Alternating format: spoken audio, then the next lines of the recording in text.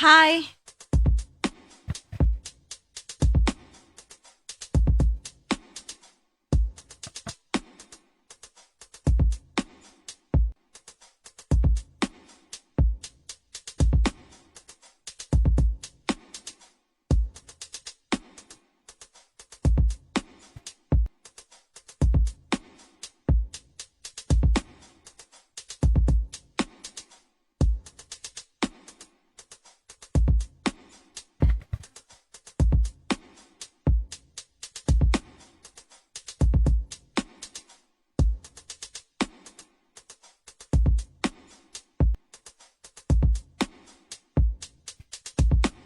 If there is one extraordinary relationship in this life that effortlessly scores above all other known relationships on this earth, it is none other than that of our mother, which is truly priceless in terms of her countless love, dedication, and devotion towards her family.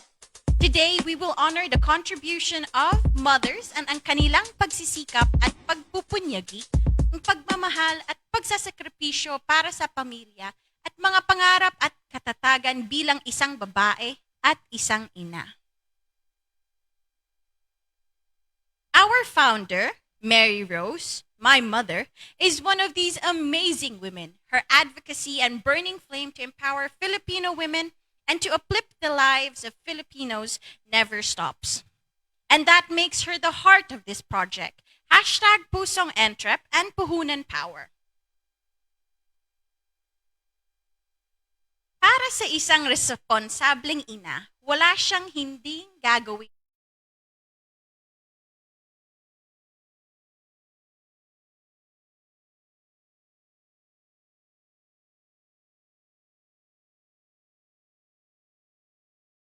Ibigay.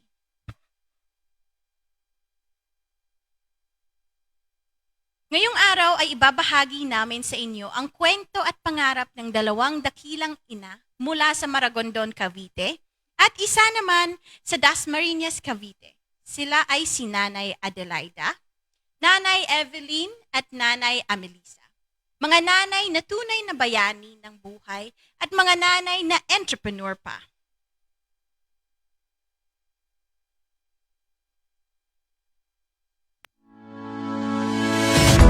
Good afternoon, everyone. My name is Julia. And ano po yung name niyo, ma'am? Adelaida. Okay. Miss Adelaida, 3 questions lang naman po ang tatanungin ko po sa inyo ngayon. How did you come up with this idea po ng business niyo? Hindi kasi po sa hirap ng panahon ngayon, napag-usapan namin magpamilya kahit papaano, kahit nasa bahay kami, makagawa kami kahit kunting piso-piso araw-araw dahil po sa kahirapan talaga. Kaya minabuti namin mag-ina na gagawa kami ng paraan, magawa kami ng maliit na sari-sari store para kahit papaano makakatulong sa kahirapan namin. Sige po. So, magkano po yung startup capital para nabuo niyo po itong sari-sari store niyo? Magkano ba yung una nak? 5,000 lang ata yung 5,000? oo, ginulong-gulong lang namin. Pag mayroong mabintang kunti, punta kami doon, bili yung anong wala dyan, yung kailangan ng tao na gusto nilang bibilhin, yun ang inuuna namin. Is para kanino po yung mga pangarap niyo? Para po sa pamilya ko, sa mga anak. Ay pa. Ayaw ko po silang magutom eh. Ayaw ko pong mag-ayos sila sa naranasan ko noon. Maliit pa ako. Kaya gusto ko pong kahit pa paano magkaroon sila ng kunting ginhawa sa buhay na hindi ko naranasan nung maliit pa ako. Dahil po maaga po ako namatay yung magulang ko. Ganun po. Ayaw ko silang magutom. Ayaw kong maranasan ang hirap na dinanas ko. Good afternoon, everyone. This is Julia for Puhunan Power. Our previous episode, which is episode 3, talks about ang power ng creative young minds. And we had a guest, which was J.R. Lorenzo, an ABM student of Governor Reyes Remulla Senior High School. Before we start our podcast today, bago natin ipagpatuloy ang susunod nating na tunay na kwento about our amazing nanays, we're going to have our first trivia question.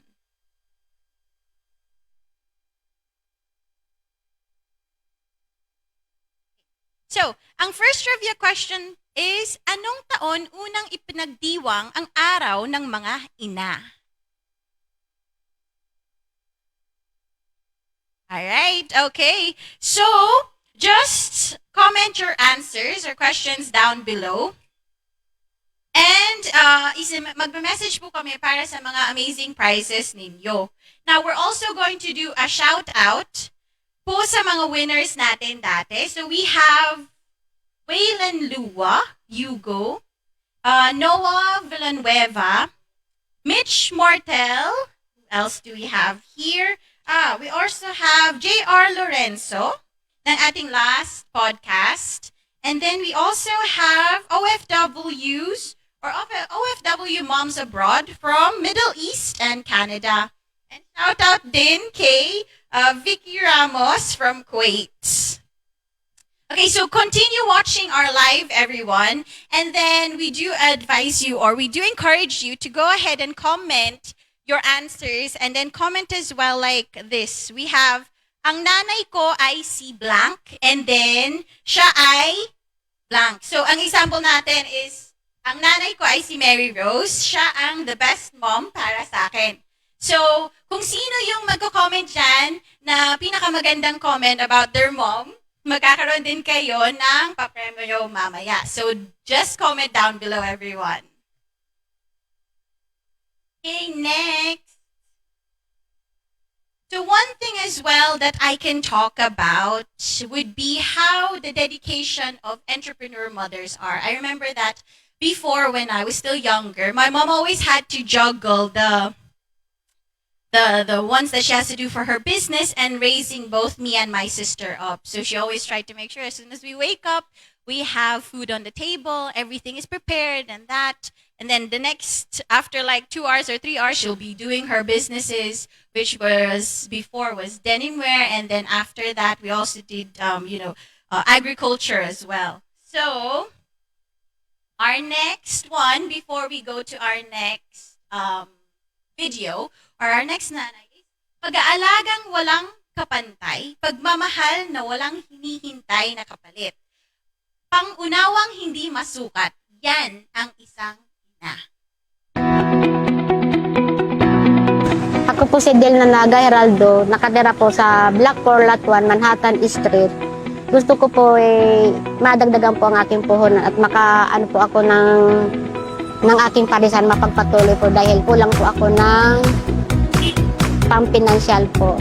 Tapos, itong aking okay-okay, hindi to sa akin, sa anak ko ito. Bali, ako lang nagbabantay po sa kanyang paninda po dahil siya ay nasa office pa. Siyempre, halimbawa, pag ako pa nanalo sa entry na po to, papalarin po ng Panginoon na ako ang makapanalo ng project na ito, idalagay ko po sa magandang negosyo at patok na patok po talaga ang parisan. Tapos makakuha ko ng magandang pwesto, hindi lang dito. Makakuha ko ng magandang pwesto na talagang dadagsain siya ng tao. Ito po yung kaldero kong parisan ko. Mayroon na rin po ako konting mga gamit.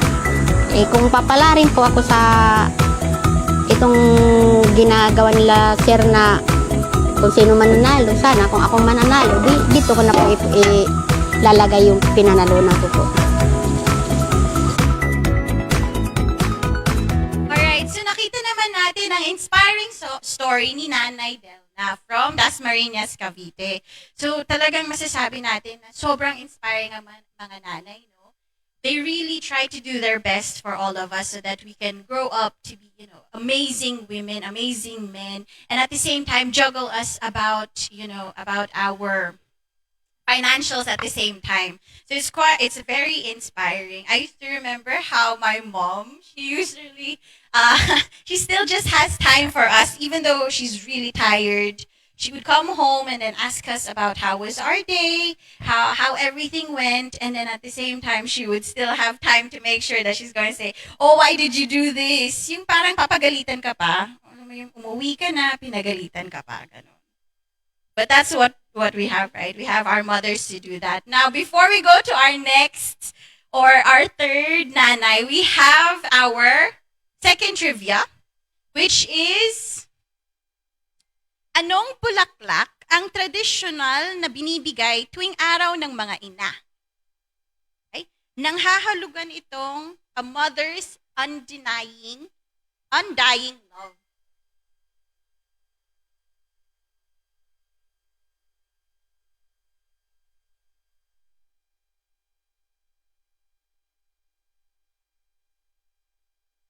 All right. So all you need to do, guys, is just answer your questions below, and then we will also announce the winners for our trivias at the end as well, so that you'll know who are our winners for this episode. And then let's do a shout out as well to everyone who is here today. Wait a minute. Okay, so we have shout out po kay Teresam Gonzalez. Hello po. Bea Cruz. We have Mitch Mortel. Hi, Mitch. And then Pay Dumpling. All right. Okay. So next. Okay. Our next thing is, tuloy-tuloy lang po tayo dito sa aming episode. As promised, agad din yung marireceive ang mga prizes ninyo.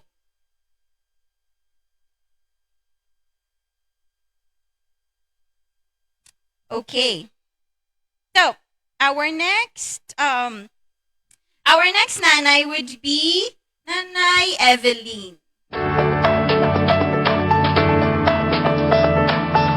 Good afternoon po. My name is Julia and you are... Evelyn Tabuhara po. Good afternoon din po. Good afternoon. So, Miss Evelyn, ang tatanong ko po muna sa'yo is, how did you come up with this business idea nyo? Ano po, kasi dati nag-EPSA ako. Since 2001, nag-stop yung company namin. Ngayon, naisip ako magnegosyo kasi wala naman akong iba na kasi kumbaga medyo may edad na rin ako. Tapos, dati na kasi itong business namin, sa lola ko pa ako to eh. Third generation na ako eh. Bali, third generation na. Ako yung nagluluto ng puto bongbong, siya naman nagluluto ng bibingka. Talagang kami kumbaga, ito yung business namin. Kumbaga, ang lola ko noon ako, kasi lumaki ako sa lola ko, talagang ang ibinuhay sa amin ng lola ko ay pagkakanin. Nagluluto kami ng kutsinta. May pwesto kami dati sa palengke. Tapos, nung medyo umano na yung lola ko, naglaylo na siya sa pagtitinda, binitawan namin yung palengke. Tapos, yun, hanggang sa maliit pa lang ako taga-takan ng bualaw. Kasi may mga bualaw kaming tinda. Nagtitinda rin ako sa palengke, mga sapin-sapin. Basta, kumbaga lahat ng kakanin, marunong kami, mga mutse, ganon. Yun baga ang pinalaki sa amin ng lola ko. Bata pa lang ako, nakatungtong ako sa silya. Tinuturuan ako ng tiyahin ko magtaktak ng puto bongbong. Tapos po, hanggang sa natuto ako, yun na po ang naging business ko. Tsaka yung tiyahin ko naman, ayan, ganyan po. Talagang sanay kami talaga sa hanap buhay. Kaya po, nung una, dito sa waiting shed na to, may pwesto din ako, meron akong kainan. Nung sabi nung Paris dito, gagawin nga daw po itong waiting shed. Ngayon, ginanito na po. Tapos napalipat naman po ako dun sa kalapit ng barangay hall namin. Nag-obstruction naman, inalis din po. Ang akin lang naman, ma'am, sayang naman po yung pinermit ko. Di po ba, may permit kami nung time na yon. Kaya po, nagpaalam kami sa kumbento at saka dito sa kapitan namin na magtatayo ulit kami ng pwesto dito. Pumayag naman po siya kasi as in wala naman din po kaming pinagkakabuhayan. Siya ibalo na po. Kumbaga, syempre may anak din po siya pero may mga kanya-kanya ng pamilya. Tapos diyan kami nakatira sa looban dyan. May sarili na din po kaming bahay dyan sa tiyahin ko. Kami magkasama noon pa. Tapos po hanggang sa itinuloy-tuloy na namin itong paghahanap buhay. Kasi ako po, katulad ko, kailangan ko pong maghanap buhay. Kasi noon po ay iniwanan ako ng mister ko. 6 na taon akong iniwanan ng mister ko. Tapos, pinalaki ko po yung mga anak ko. Hindi po ako nahihiyang, pinalaki ko yung mga anak ko sa utang. Sa totoo lang po, naririnig ng tiyahin ko. Kaya po, hanggang ngayon, nagne-negosyo pa rin ako. Kasi binalikan niya man po ako, may sakit na siya. Ngayon po, nagdati po siya, nagka-company driver. Nung inatake po siya, hindi ko na po siya pinayagan. Kaya ngayon, nandiyan na po lang siya sa amin, on-call driver. Pero sa sawing palad po, hindi na rin po nakakapag-drive kasi nabasag ko naman po yung salamin. Eh, kailangan niya pong, nag-iipon pa po ako ng pera para po makabili ako ng bagong salamin. Eh, kasi, minsan po mahina, minsan malakas. Eh, ang problema ko po nga, pag nagtsatsaga po kaming mangutang sa 5-6 para lang po kami makapagpuhunan. Kasi syempre, hindi po kami makakapagpuhunan kung wala po kaming, hindi kami makakapagtinda kung wala kaming puhunan. Aminado po ako, may utang akong 5-6, hindi ko po yun ikinahihiya dahil di ako ipinalaki ang mga anak ko. May natapos na po akong isang college, kaya lang po, second year college pa lang siya, nagkaanak na. Pero hindi ko po siya pinatigil dahil scholarship po ang mga anak ko dahil matalino. Tsaka hanggang ngayon po, nagpapaaral pa ako ng 2 estudyante. Bali, 3 po pala ang pinag-aaral ko kasi yung kapatid ko po, namatay na. 47 years old, ako na po rin po ang nagtataguyod sa pamangkin ko. Lalo po yung palabo. Tsaka yung marami pong mga pagsubok, kaya lang kailangan po natin hanggang may buhay, may pag-asa po tayo. Di po ba?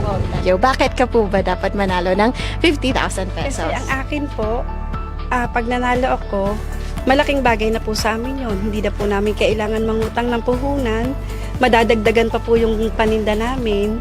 Kasi pag pag malapit ng mag-bar, mas napakalakas po ng aming tinda. Kaya kailangan din po namin ng malaking puhunan. Minsan po hindi kami nakakapagtinda kasi pag po umuulan dito, pumapasok yung tubig. Kaya po gusto ko talagang manalo dahil bigay nyo po, kumbaga parang sabihin na natin na parang gumawa lang si Lord ng paraan para kayo ang gamitin para mabigyan kami ng tulong puhunan. Di po ba? Yes. Yun lang po ang sa. Okay, so thank you so much, Miss Evelyn. Salamat po ng madami. Thank you po. So, nakita naman natin yung kay Nanay Evelyn na story niya. So, talagang marami siyang pinagdaanan na challenges, pero lumalaban pa rin siya para sa pamilya niya. Now, a mother's love is incredibly patient and forgiving when all others are forsaking. It never fails or falters, even though the heart is breaking. Okay?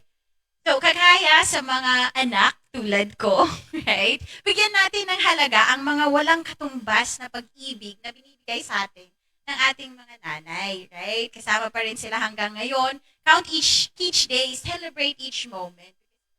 When will be the last? Yakapin mo, halikan mo, kahit tumatakbo na sila. Okay na yun, sapat na. Okay, so, bago na tayo pumunta sa next trivia, please do go ahead and like and share our page as well, for more contents. Okay, so, ang last trivia question natin ay, sino ang tinuturing na ina at founder ng MRMP?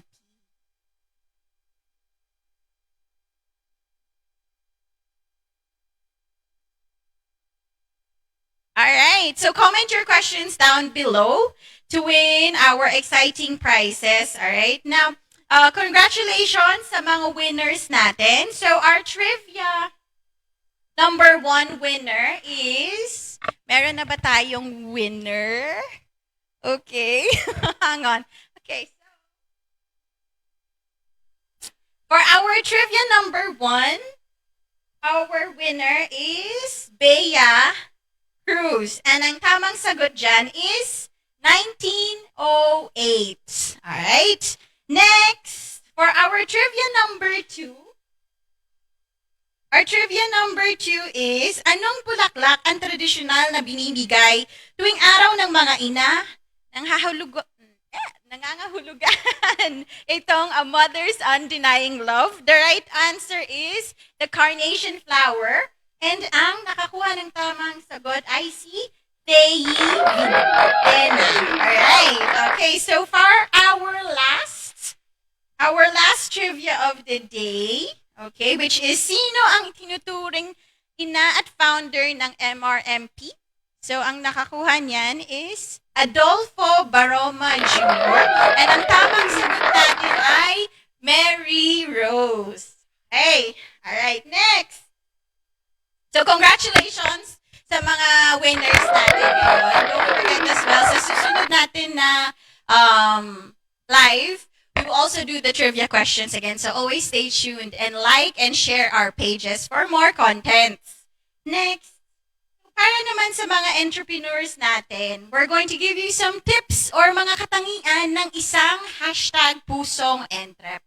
So our first katangian would be independence, right? So what do you mean by independence? That independence that, you know how every day when we start our business career, we always work for somebody. You have to take that risk to be independent, to be your own boss, to manage your time, manage everything by yourself. So independence is the real key because you need to have that strong mind, strong will to go ahead and take that risk and start your business with one simple idea or something that that you've seen before, right? Our second tip would be the persistence and determination. So you really have to set your mind to it, right? Set your mind to it na kailangan ko talaga to. This is what I want for me, right? Okay, next is the creativity. Creativity meaning what actually makes you different from other entrepreneurs out there, right? For example, ang trending natin ngayon is pares, right? Always about pares. Ngayon, ano bang difference ng pares mo from the other people who's selling pares? Do you have that overload? Do you have something special, a twist, something that makes you stand out? So your creativity, there's no limit to it. Be creative. Kahit tinatawanan ka ng iba, don't worry about that. Just make sure na own it, career it, just like what our founder usually says. Okay, so our fourth tip would be organized and goal-oriented. Now, it's not easy to start a business, right? There's always going to be something, someone, or, or let's say, I don't know, people will say that, oh, your dream is not something that you can continue, or can you really do this? But don't ever let it get through you. Be goal oriented. Set a goal. Say that, okay, I can do this for this specific year. This is what I want to achieve. This is what I'm supposed to do.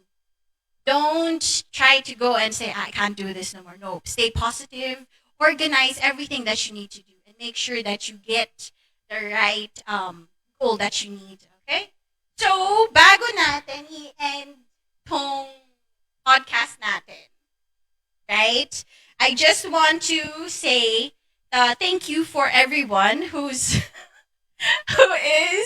here or who applied for our first hashtag Pusong Entrep, which will end on May 16, which is tomorrow. So every applicants who sent their videos and have their likes, keep on sharing it to your friends, keep on sharing it to your families, office mates, keep sending it to them. The more likes and the more shares you have, the more chances that you have on winning. And our first week winner would be on May 18, and that would be our awarding. So stay tuned for that. That will be by 10 a.m. on Saturday.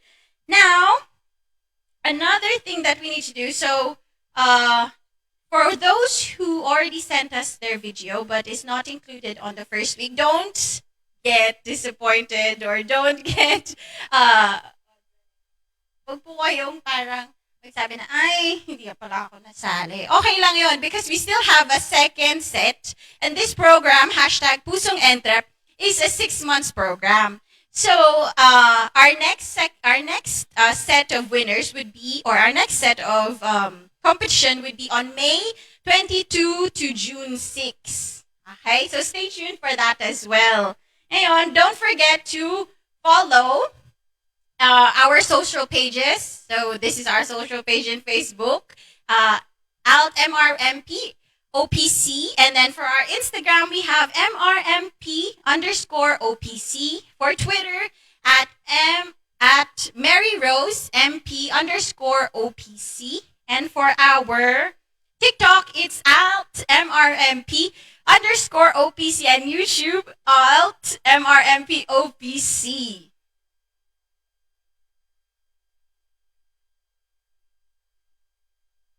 right. So for people who are interested on our next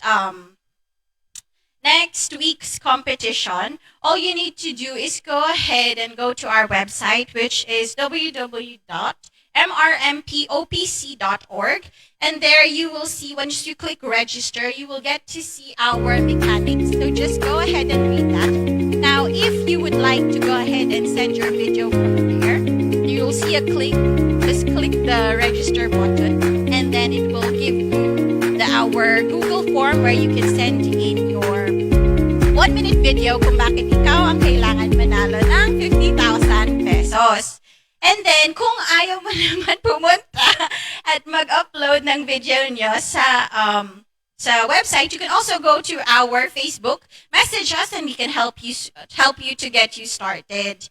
Now, thank you again, everyone, for joining us. Kita-kits po ulit tayo sa susunod naming mga episodes, which will be Friday by 3 p.m. We hope we have inspired you today. Once again, my name is Julia for Puhunan Power. Ang nagsasabing, #pusong Entrep ka, panalo ka!